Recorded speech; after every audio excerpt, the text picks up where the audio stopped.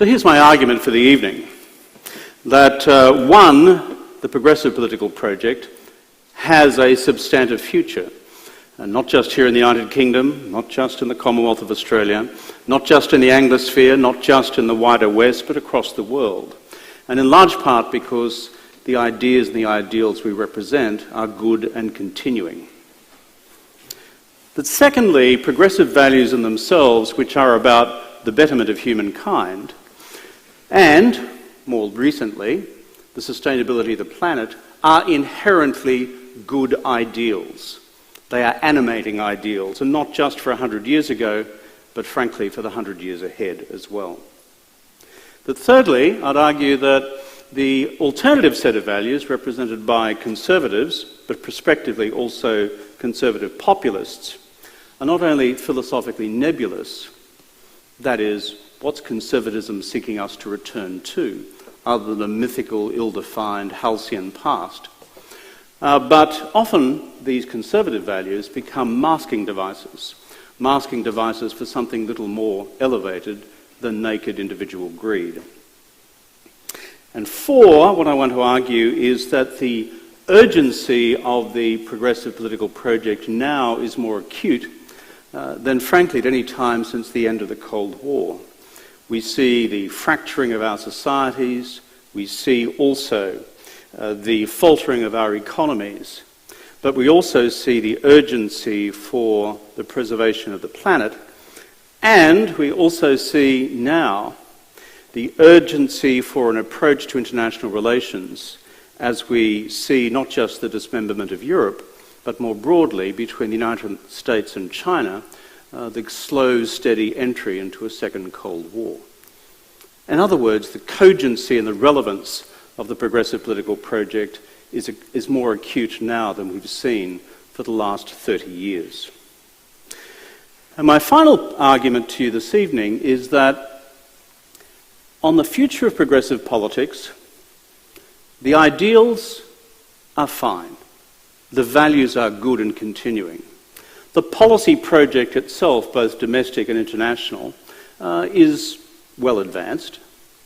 Our problem in progressive politics is politics itself. And the fact that in the prosecution of the progressive political project, we, the progressive parties of the world, have basically run into one giant brick wall represented by the identity politics prosecuted by those against us. Hard, right identity politics of us versus them. And I want to address the reasons for that failure and what can be done about it. First, a quick audit of where we stand around the world. That is, progressive political parties. If you look around the world, frankly, the ideas and ideals for which we have stood for a long period of time continue to have salience. Remember the essential ideas which underpin this notion of progressivism. It's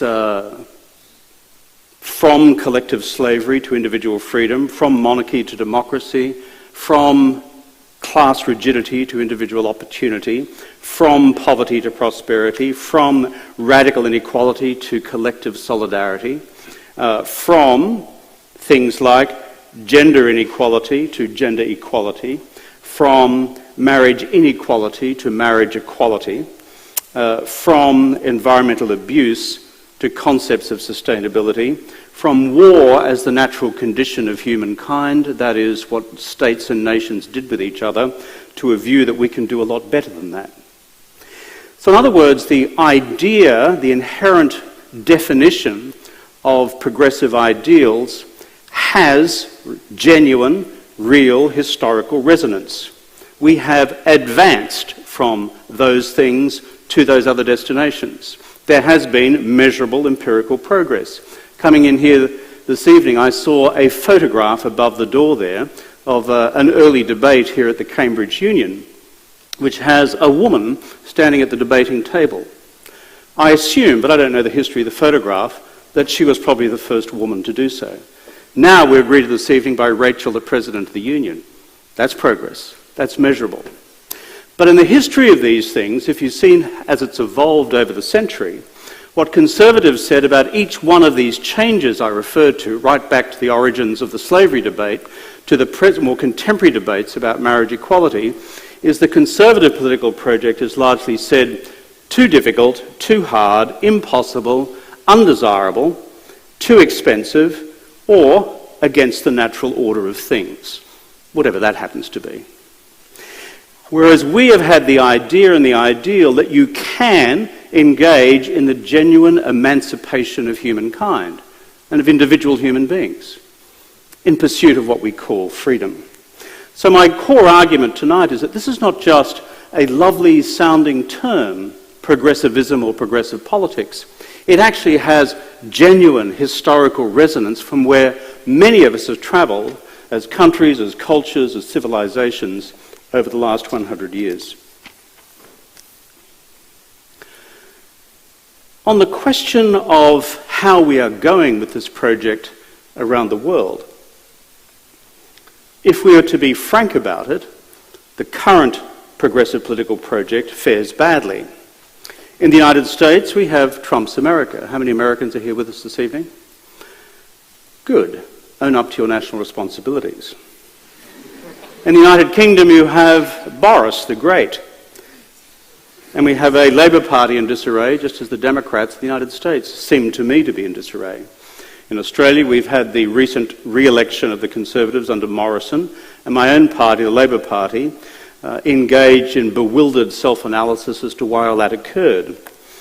If I go elsewhere across Europe, across the great social democratic parties and socialist parties of Europe, the French socialists are virtually dead. The social democrats in Germany have been reduced to 20% of the vote and now a minor party in a grand coalition, again with the Conservatives. The Netherlands, the Dutch Labour Party, has been reduced to a rump. In Italy, gone, destroyed, but now back as a minor party in a coalition. And Greece, the once great PASOK, is but a figment of historical memory. Sure, we still do have some social democrats in other coalitions, Sweden, Denmark, Spain, Portugal, and of course the minority government in New Zealand, also in a coalition government with an extraordinarily effective leader, Jacinda Ardern. If I look across broader Eastern Europe and you see the right-wing populist parties now at work within Hungary and Poland, and prospectively again within Austria, Asia, a slightly different story, but again, the progressive left disappearing in India, the death of the Congress Party, the centre-left disappearing and gone in Japan, the two large democracies in Asia, Indonesia, the Party for Democracy, still back in government.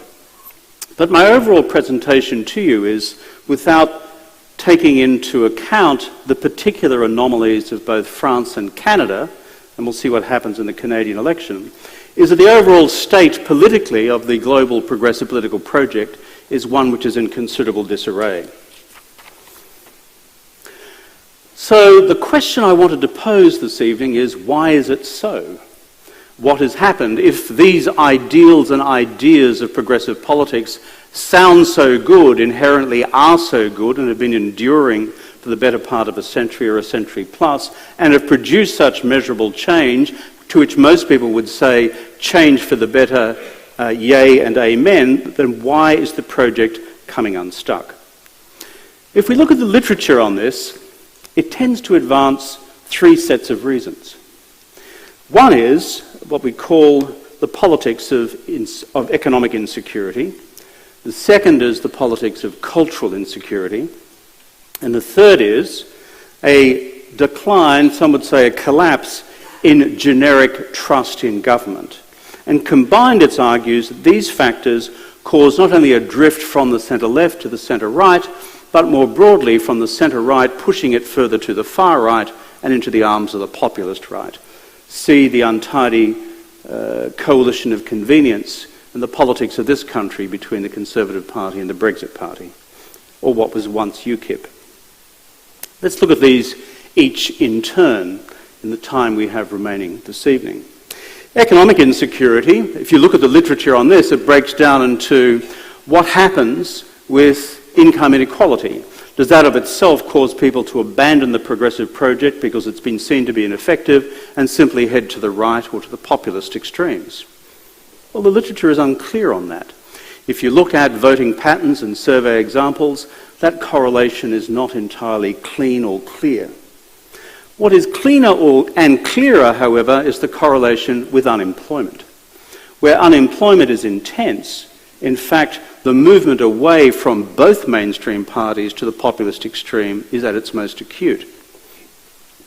And in terms of the cause attributed to this phenomenon by populist parties, one of the central economic policy candidates is trade.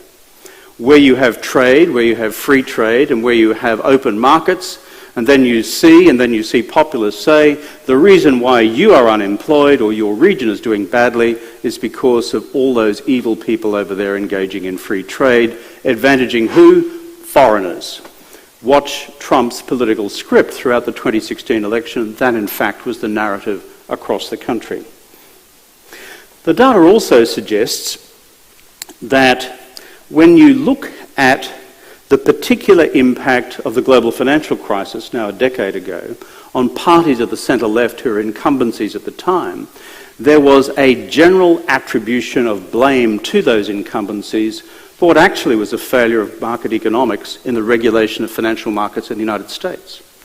The global financial crisis came out of America, it came out of capital markets, it came out of under and unregulated capital markets, subprime and the rest, credit default swaps, the way in which financial markets operated or failed to operate, and the cascading effects of that right across the global financial system, and the cascading impact of all that across the real economies of the collective West and the wider developing world as well. But the irony of ironies is centre-left incumbencies, such as the one here in the United Kingdom at the time, Gordon Brown's, ours in Australia, but elsewhere in the world as well, were ultimately held politically to account for this.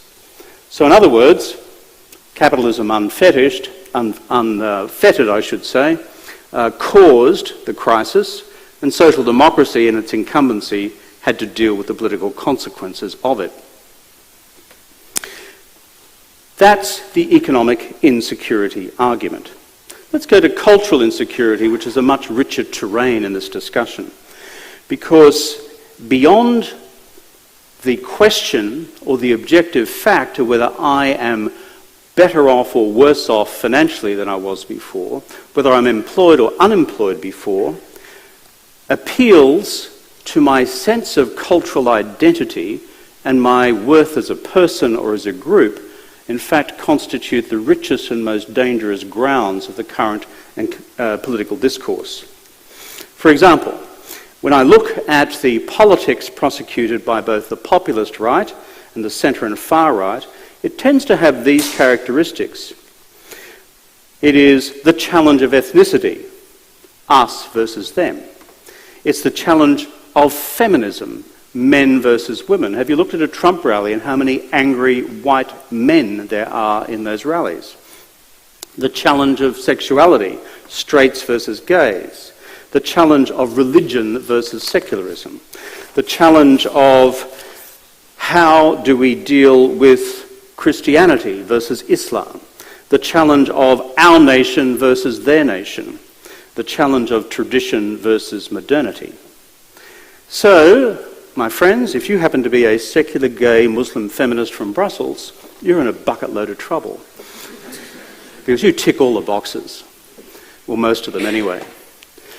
But what I'm saying is that this, in fact, constitutes a deeply fertile ground for the prosecution of identity politics. And on this question, permutations and combination of the list that I just ran through before, in fact, are reflected across not just the centre-right and populist right playbook in this country, not just in my country, Australia, not just in the United States, but the playbook is shared by these political movements right across the world. And it is a most disturbing and dangerous development. The right is relentless on these questions because they know the potency of the appeal to these deeply felt questions of cultural identity particularly those which come from the past, and their ability to excite the neuroscience and the response contained within each person's brain, primarily the amygdala rather than the cerebral cortex, to give a hard and fixed and definitive and uncompromising political response. Whereas those of us on the progressive left will have a permanent seminar about anything, while those on the centre-right will in fact will be prosecuting this hard politics of identity. Of course, this is not the entirety of the story. The politics of economic insecurity, the politics of cultural insecurity. There is also more broadly something fermenting over some time now, which is the collapse collectively of confidence in government itself. And if you look at my country and you look at, frankly, the major Western democracies, the drift away from mainstream centre-left and centre-right parties to the populist parties of the extreme has been underway now for about 10 to 20 years, against a single narrative that politics as traditionally conducted no longer works, no longer gives a result. And therefore, if the system itself cannot deliver through the traditional institutions of its politics, then therefore, why not experiment with the extreme, even if it's a rhetorical extreme? There's one final factor at play in this analysis as well, and that is, in this country and in certain parts of the Anglosphere, the Murdoch factor. The Murdoch factor, an Australian and an American, I don't think the Brits ever gave him citizenship. If they did, they should have taken it back, so dominates the media politics of Australia, the United Kingdom and the United States, through, in this country, The Sun, The Times, through my country, 70% of the print media plus Sky.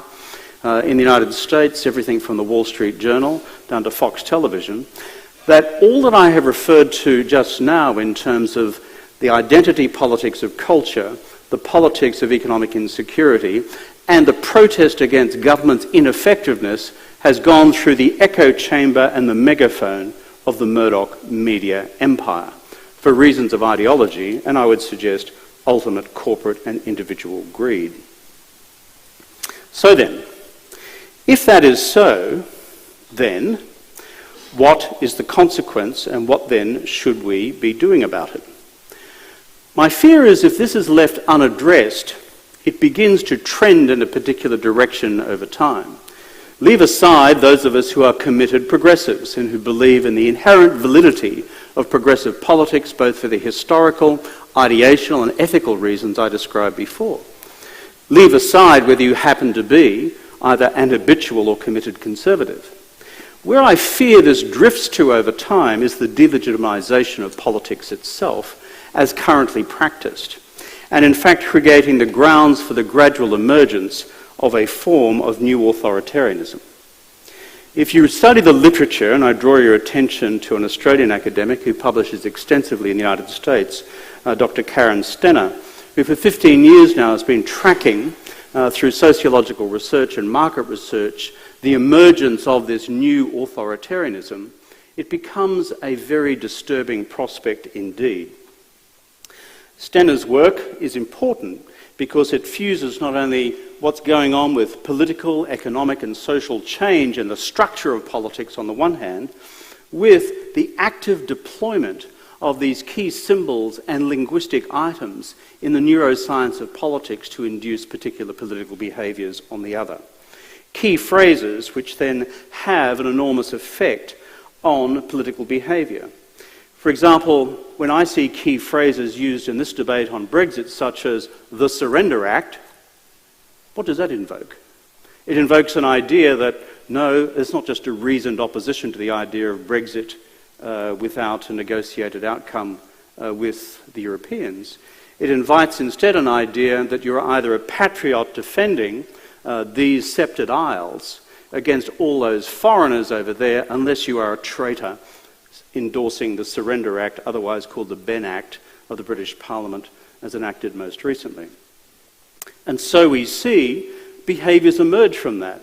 becoming commonplace, for example, or acceptable in the discourse to say, well, let's just suspend Parliament. Who needs Parliament? Of course, the courts had something separate to say about that. But the fact that you could begin to contemplate these possibilities emerges from a new parameter of what's politically possible in this ultimate deconstruction and demolition of mainstream centre-left and centre-right politics over the last couple of decades. 3 things to be done, and then to conclude. I'd say to all of you, as young folk, in the main, here at Cambridge University, embarking upon your futures to become your own masters of the universe in one form or another. Number 1, if there is resonating within you a sense of identity with the values implicit within the progressive political project, be confident in those values. Values such as the inherent dignity of humankind, that your life as a person is of itself valuable, irrespective of what economic price or ideological significance happens to be attached to it. It is neither a Marxist construct of the worth of a human being, nor is it a capitalist construct. That is, you are worthwhile as a human being because you're human. These values of equality, these values of fairness, these values of justice, these values of sustainability, these values of solidarity, these values of intergenerational responsibility, these are good values. And if they resonate with you, hold on to them and develop them, because they are good values and applicable to any age. And second, in the hard business of policy, beyond progressive values, yes, continue to be actively intellectually engaged in how we deal with the current policy challenges facing the global progressive and political project. Those not just to do with the future of Europe, those which do with the future of equality within our societies, those which deal with the great challenges to the planet. But the third thing we must do is address the politics of the progressive enterprise, as I've said just before. At present, we are losing effectively 9-0. Why are we losing 9-0? Because of the potency of the politics of identity being deployed in each and every election campaign I see, from what I've seen most recently in Italy, through to Alternative for Deutschland in Germany, through Front National in France, through to UKIP, Brexit, and Borisism here in the United Kingdom, to Trumpland as well. This assault is comprehensive, and it is highly focused and highly researched and deeply professional, against which so far we on the progressive centre-left have said, believe in the inherent virtue of our ideas and the rationality of our project. Well, I've got news for you, my friends. Virtue in my heart is not necessarily going to prevail in the hard business of politics. The rationality of my policy project will not necessarily be persuasive in the way in which we conduct a political debate come an election, which you'll soon be having here in the United Kingdom. The key question is to take the identity symbols and language used by the Conservatives, used by the right, used by the far right, and used by the populist right, to take that language and to turn it in a different direction. So when people go off their nut in this country about immigration, as they do now in the United States, or in our country, Australia, about refugees and asylum seekers, the question is not to say to a person who you run into in the street, or someone who represents that view in part in politics, that you are nuts, you are insane, or you are a racist, because that actually plays to the playbook that the Conservatives want. It's actually to take the reality of the uncertainty and insecurity which they are sensing, experiencing, in some cases feeling, and acknowledging it and saying it's real. But then what populists don't do is do something about it. And so that if you're looking at the American Rust Belt, what are you doing in real policy about rebuilding the city of Detroit? Rather than saying out there in Michigan, well, that's just becoming Trumpland, I'm sorry about that. And you're just part of a wonderful world of global economic structural adjustment. Goodbye, I'm very happy in New York, thank you very much. In other words, it's taking the language of insecurity, taking the symbols of insecurity, absorbing them, turning them, translating them, and to applying new realities to them. Whether that's on the greater debates also about religion and secularism. Why should the progressive left cede the symbols of religious sentiment and the ideas of the sacred to the political far right? I don't remember Jesus of Nazareth voting Conservative. He wasn't the member for Bethlehem South, open brackets, Tory party exclusive, close brackets. Why should we accept that as a reality for the future? On top of that, on the question of Brexit in Europe, own the language of insecurity which people are feeling about the future of British national sovereignty in Europe, but then taking it and turning it and saying, well, how do we enhance British sovereignty in Europe? And this is what we do as a consequence with Europe to do that and enhance Britain's capacity for influence in the world. This requires a level of cleverness, sophistication, and acumen that we have yet to see in our collective progressive politics around the world. So, my friends, be strong and of good heart, stick to the cause and stay the course, because these are good ideas, good ideals, and they are worth fighting for, as those who have debated in this chamber over more than 100 years have understood in times past. But the challenges of the future are great and vast and complex, but guess what? The ideational underpinnings of the debate remain constant. Where you, bright young things of the future, come in is applying your craft across all the disciplines you represent to turning those ideals not just into clever policy, we'll have 1,000 seminars still on that, but into a more effective politics by disarming those who seek to take us in a much uglier direction. I thank you.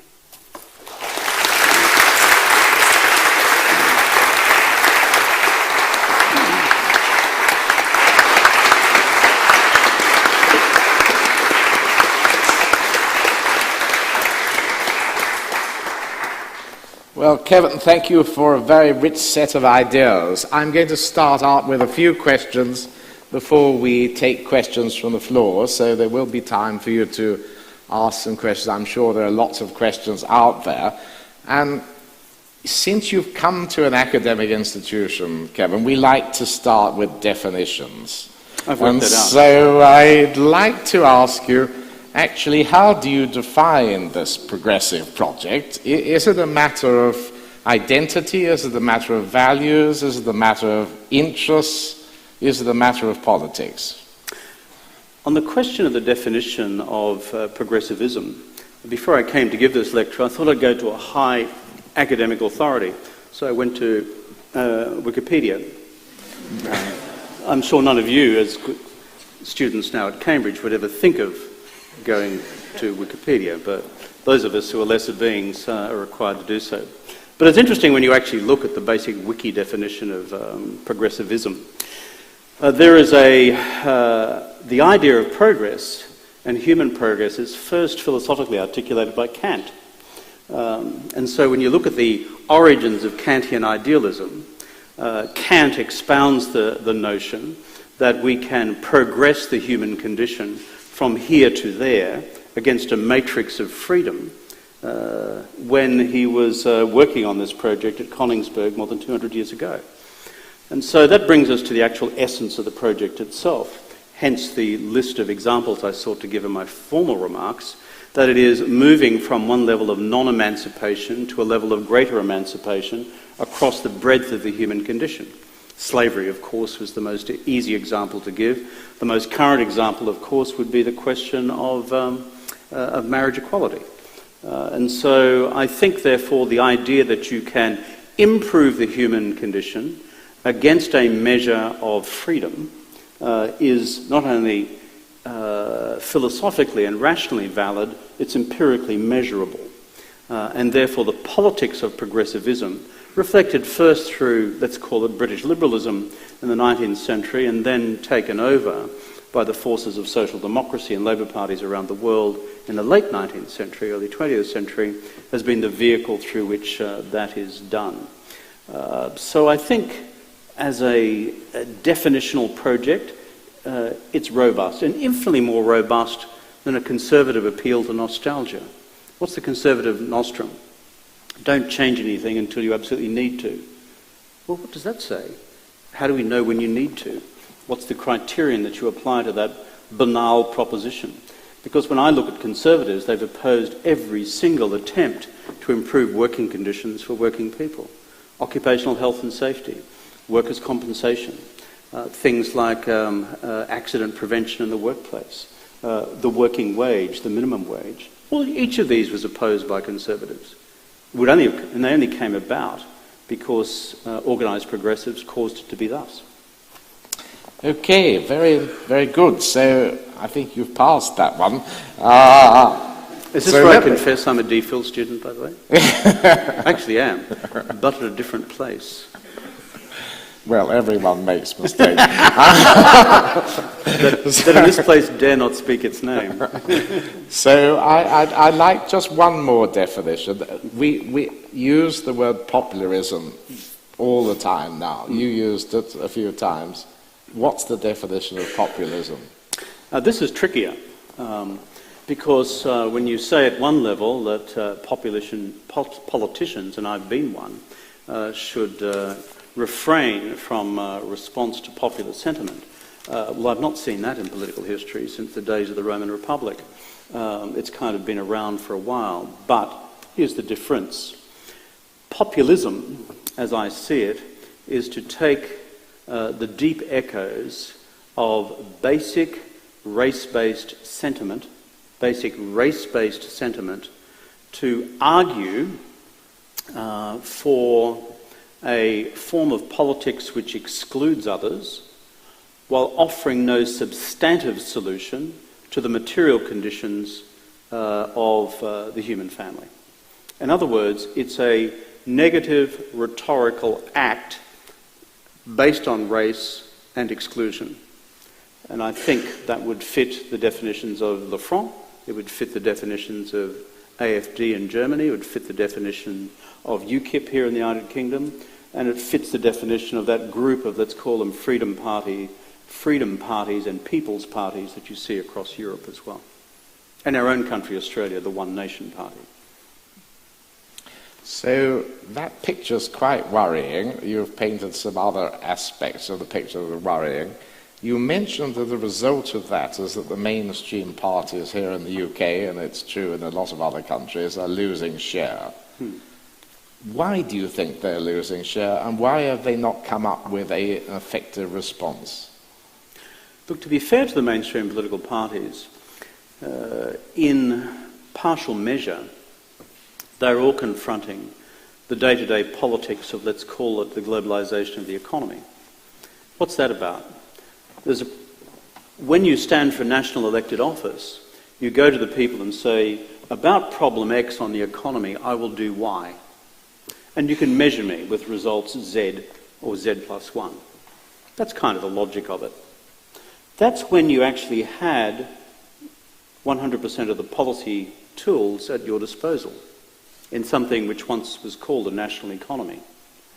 But given let's call it the traded sector of each economy has now gone anywhere between 10, 20, 30, 40, or the international sector of some economies as high as 50 if you include not just the trade in goods and services, but also direct investment, foreign direct investment, but also capital flows, hence what we experienced in the financial crisis. The reality is that the actual tools at your disposal as a national political leader no longer afford the same claim of sovereignty. And so therefore, when the public say, why haven't you done X? And your answer is, well, objectively it's because of the financial crisis, which I didn't cause, those buggers in New York caused. They say, that just sounds like passing the buck. Except in this country, the variant is different. Whenever anything goes bad and I can't do it, it's because of Brussels. So that's kind of what I describe as the underfelt to it, which is those of us in national political office struggle with the tools at our disposal. And secondly, the sheer pace of, let's call it, change brought about by the dynamics of globalisation mean that managing a contemporary government system is more complex now than it's ever been in history. That is, the number of decisions each day, together with the response time for what is an instantaneous media reaction, only to die 4 minutes later in the social media cycle because you failed to respond in time. You know what that's like. And so that's new, and that's a new dynamic as well. But then within that, those constraints, you have a political class which either says, well, they are difficult constraints, but how do we still navigate a progressive political project, as opposed to those who look at it and say, well, there's a whole bunch of great political opportunities for me.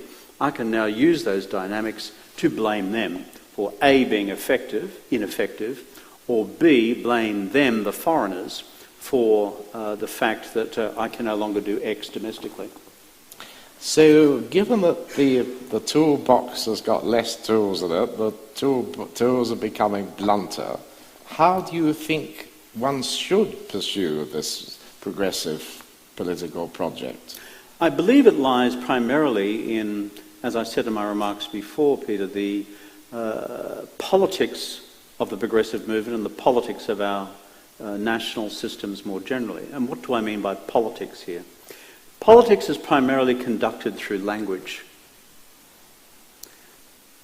Language should reflect a reality. Sometimes it doesn't. And therefore, the challenge of progressive politics is to deconstruct the language being used by the right, the far right, and the populist right, because of two things. One, that it's a masking device on the part of the right and the far right, usually to simply create a veneer around what is essentially an agenda to maximise individual or corporate greed. Take, for example, what's happened in Trump's America. Look at the tax cuts. Look at the windfall that are tax cuts to the wealthiest 2% of the country.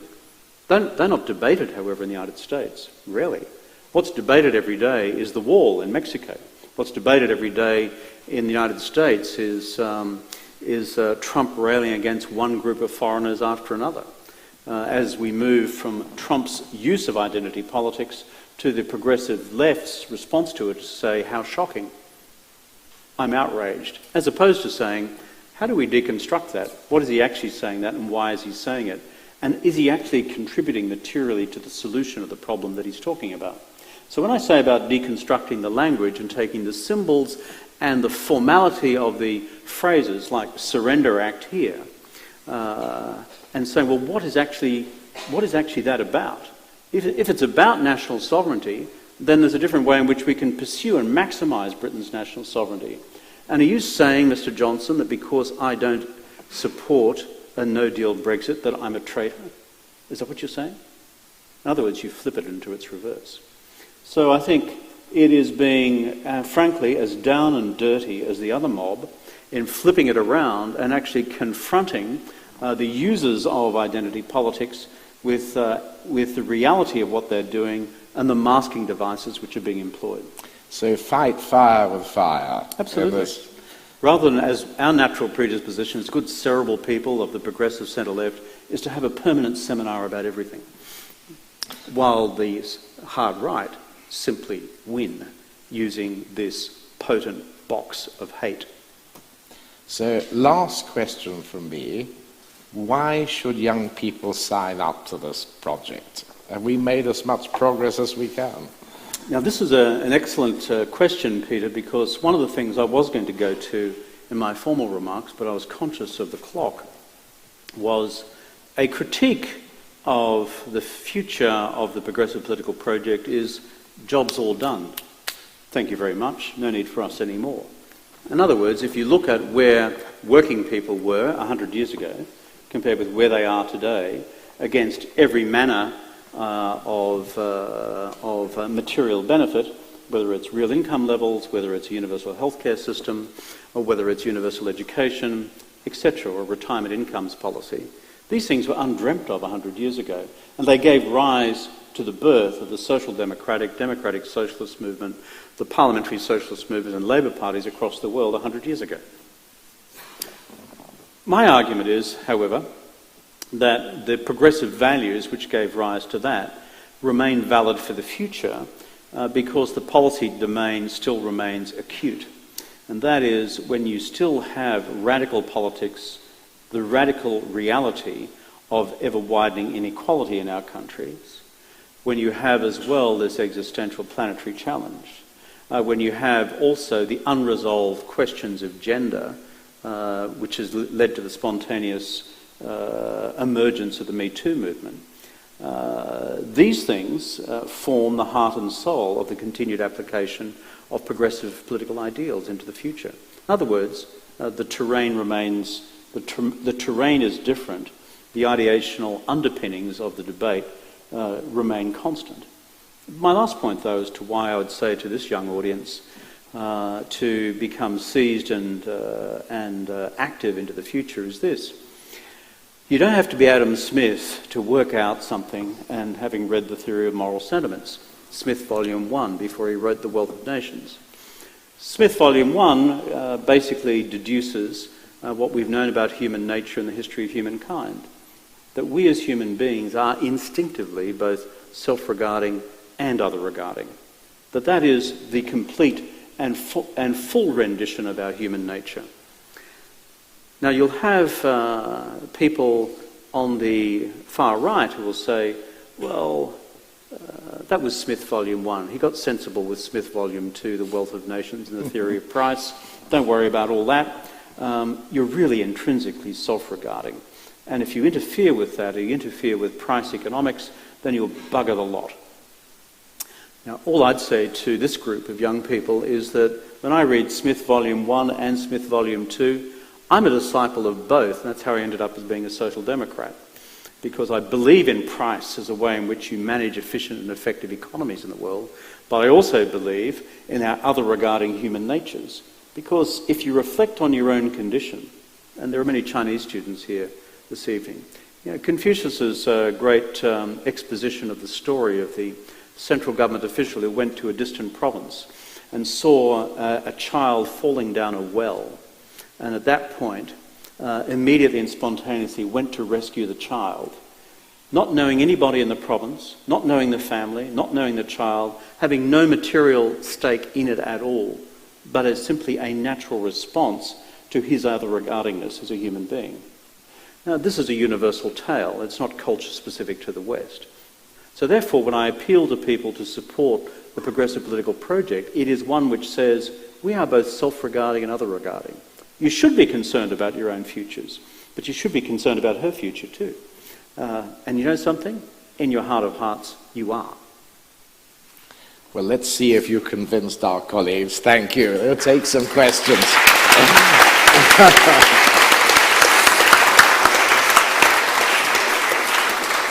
Who'd like to start us out? Yes, this gentleman in the front, yes. Thank you, Mr. Rudd, for the speech. Do you think, in your opinion, is there anything of value that moderate centre-right politics can bring to the table? I think we're moderates and what I describe as the internationalist centre-right or socially progressive conservatives can bring to the table. It's usually about the inherent disciplines of price economics. And I respect that because socialism in one country, if you're a student of the Soviet Union, didn't work. The Great Leap Forward in China did not work. 大跃进都不行. And so these experiments in a fully planned economies just do not work. And so therefore, those who understand and argue for the principles of market-based economics and the centrality of price theory tempered by two things. One is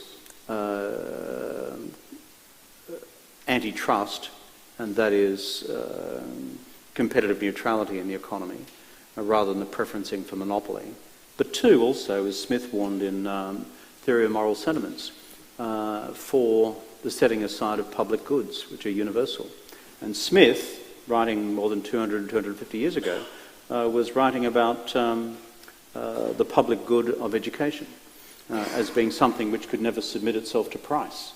And so therefore these are the two conditionalities that I would apply to an approach to what you'd call neoclassical economics. So if conservatives bring that box to the table, I work with them. If they bring to the table a box which says, I permanently want to minimise my taxes and the rest of you can go jump in the lake, and I'm just going to send my kids to private schools and I don't give a damn if your kids don't go to school, then they're not welcome at the table. I'll come back to this side in a minute. Let's see if we've got some people over this side. Yes, this gentleman here. Hi. Hey. Thanks for the very fascinating talk. I want to bring the discussion more to the more foreign policy realm of progressive politics. As it is very potent nowadays, conservatives around the world have spent very much of their time discussing the implications of the rise of China, and especially its more negative elements. On the other hand, for example, AOC, Alexandra Ocasio, spends a lot of time discussing the wrongs of Donald Trump, but doesn't tweet anything about Hong Kong. You have Bernie Sanders talking a lot of the wrongs of, for example, President Donald Trump, almost never talks about China at a very minimal sense. So in terms of progressive politics, conservatives have said a lot about China already. What is the progressive politics response towards China? It's twofold. I'm a student of China and I have been for all my life since I was an undergraduate at the Australian National University back in the Mesolithic age. But there are two things to be said. One is progressive politics has an argument which says we are advocates of improving the material condition of humankind. And therefore, while centre-left progressive parliamentary parties split from the international communist movement and the Second International in the 1880s, there is some recognition of the fact that communist party systems, most recently and clearly China, have materially raised the living standards of the Chinese people. So against a progressive political construct, this would be regarded as a positive achievement. And I'm on record 1,000 times as saying where China was in terms of its impoverishment when I first went to live and work there in 1984, compared with the China of 2019. This is like, Mars and Venus. These are just vastly different planets. Now, that's one thing. The other thing is that progressives in the international parliamentary tradition from which we come from also believe in universal human rights. And the reason we do that is partly because of the underpinning values to which I gave expression before: intrinsic human dignity, equality of all peoples, freedom of the individual for expression, freedom of association, freedom of religion, etc. These form part and parcel of our entire movements. But secondly, after the Second World War, all of our states got together and agreed on international covenants which enshrined these as well. So we had the Universal Declaration of Human Rights in 1948, drafted not just by Eleanor Roosevelt, good woman though she was, but a team of people which included Indian feminists and senior Chinese philosophers. So if you read the Universal Declaration, it's not just the encoding of a Western view of the world. It actually represents a different drafting process. And the human rights articulated in the Universal Declaration of 48, to which China is both a signatory and ratification state, and the International Covenant of Civil and Political Rights of the 1960s, which China is a signatory state but not a ratification state, and the Third Covenant of Social and Economic Rights, there is a basis for argument in all those covenants that is the direction which China should move to. So therefore, our progressive critique of China is based on the international covenants which China itself has acceded to. We've had two gentlemen. We should need a bit better gender balance here. We've got a lady with a question. No? Oh, very quiet. Who else? Who? Yes, this gentleman, the striped, yes.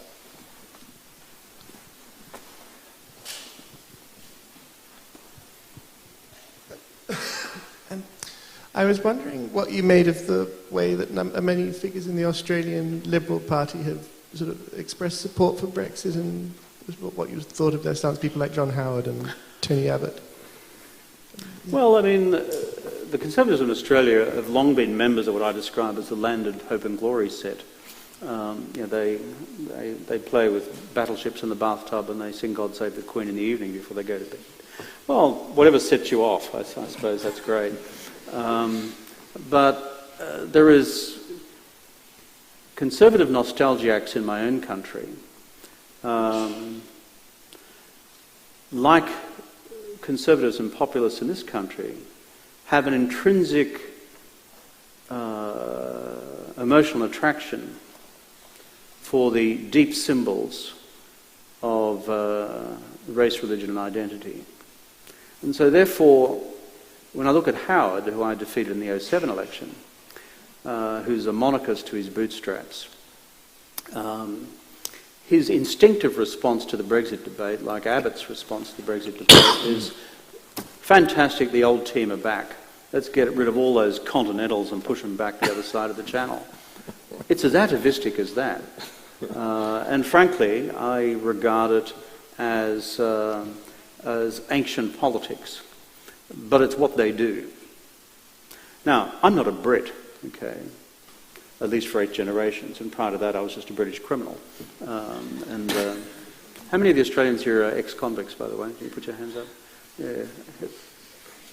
No, the others are too shy. Yeah.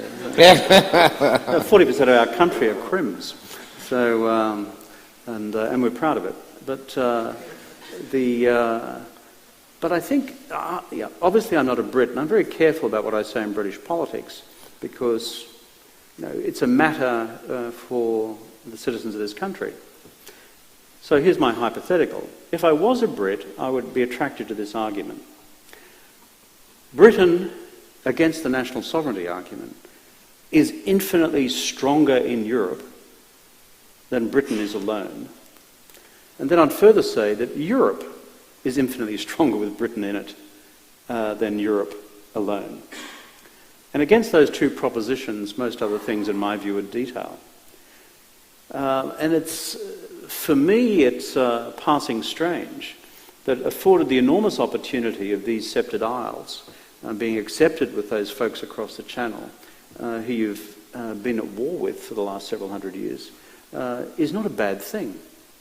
And on the latter argument about Europe being stronger with Britain in it, the fact that the Europeans, the 1950s, first with the coal and steel agreement, and then evolving into the European community, and then into the European Union, is this enormous progressive political project which finally decided there was a different way of conducting the normal business of nation states against a conservative view which is going to war. It was, in fact, to create a union which would put that particular reptilian alchemy behind them. And so the French and the Germans, having ripped each other to shreds for the previous 3 times in less than a century, Franco-Prussian War, First War, how many people here died in the First War? From this, people who debated in this chamber. A quarter of those in this chamber in the debates in the Cambridge Union of 1914 probably never came back. I'm sure never came back. Now think about that. Just look at this room. A quarter of you would not be here. You've been slaughtered and turned into mud on the front. And so the Europeans, finally, they're slow learners, but they worked out this was a dumb, conservative way to conduct politics.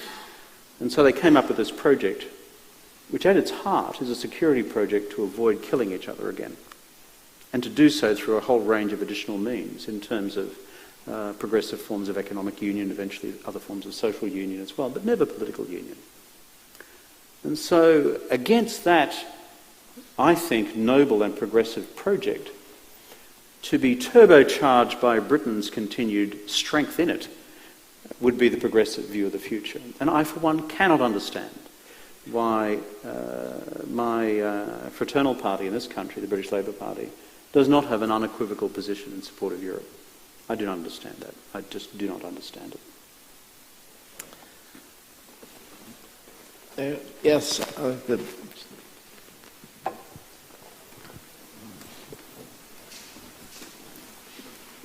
Hi, Kevin. Thanks for your speech. I was wondering if I could ask you a question about Australian domestic policy. Maybe. Maybe. Maybe not.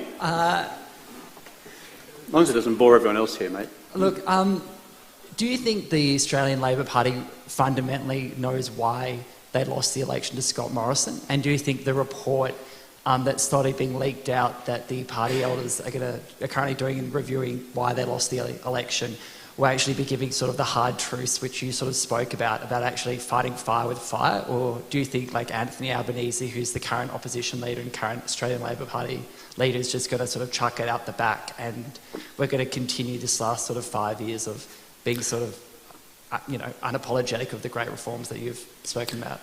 Well, again, without boring everyone here about Australian politics, 60 seconds in answer. One, I've known Albo all my political life. He's Anthony Albanese, currently the leader of Her Majesty's Loyal Opposition in Australia, formerly Deputy Prime Minister of Australia, all-round good bloke, who, uniquely for Labor Party leaders, come from the left of the party. I was from the right, by the way. He's a no-nonsense person, and by his instinct, he will want to get at the truth of what actually transpired. I just know his temperament well enough and his intellectual habits well enough to know that he's just not into the bullshit. Do you know what I mean? That's the first point. The second is those conducting the review, Jay Weatherill, for example, the former Premier of South Australia, these are smart people, successful premiers, and they're not just going to apply a code of lacquer to this. They'll go to the fundamentals, I think. And thirdly, I mean, the actual reasons about which I've spoken in Australian politics are pretty simple at the end of the day. Number one, the Australian public neither liked nor trusted our leader. That's demonstrated in 5 years of opinion polling. Two, you shouldn't redesign tax and retirement income systems from opposition. It creates an opportunity for a fear campaign on the part of your Conservative opponents. I may have said something earlier tonight about the Conservatives being masters of fear. Three, the Murdoch media, which represents 70% of Australian print media, and they hate us. They want to destroy us. They want to rip us limb from limb and then leave us in a bloodied heap on the carpet. Apart from that, they've been fair. So put those three together, it's a bit tough, mate. So I think they're the core dynamics. Probably underpinning the lot at the end is what I would describe as the need still to have about Labor Party's message for the future and all progressive parties' message about the future is something which appeals to both sides of our human nature, to be self-regarding and other-regarding. Now, often Labor parties are very good on the fairness agenda, but you've got to have an aspirational agenda as well for the person and for the family. And what I sought to do in my period in office and defeating Howard, one of our most successful Conservative political leaders in our history, was run both. And that is, yes, here is our fairness agenda because I believe in values of fairness and justice and equality. And here is our aspirational agenda for people who want to go out there and build their own small businesses and create the big businesses of tomorrow and employ a whole bunch of people as well and to become the entrepreneurs of the 21st century. We failed on the second track. Kevin, thank you. Did you want to ask a question? I think we're very short of time, so I think we will have to leave it there. Time is always the enemy, but thank you for very stimulating thoughts and for answering some of our questions, and thank you all for joining us this evening for this most important discussion. Thank you very much. Thank you.